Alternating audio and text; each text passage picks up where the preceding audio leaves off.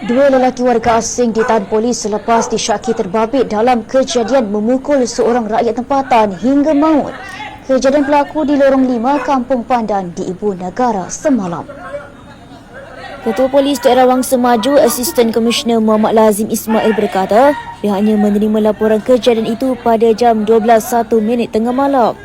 Mangsa lelaki tempatan berusia 22 tahun ditemui terbaring di atas jalan raya dalam keadaan tidak sedarkan diri dengan pendarahan di kepala serta luka pada tapak tangan kiri.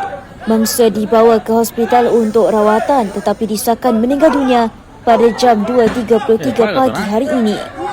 Susulan kejadian, polis menahan dua lelaki warga Myanmar bagi membantu siasatan.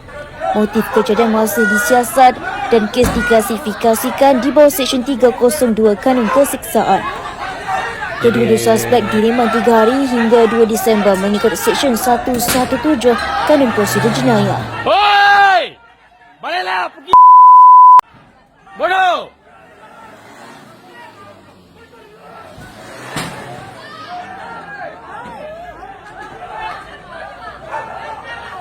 அடி பொண்ணடி வாங்குறான் இரு ரெக்கார்டு தான்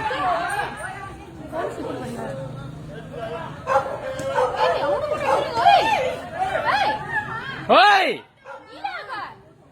bodoh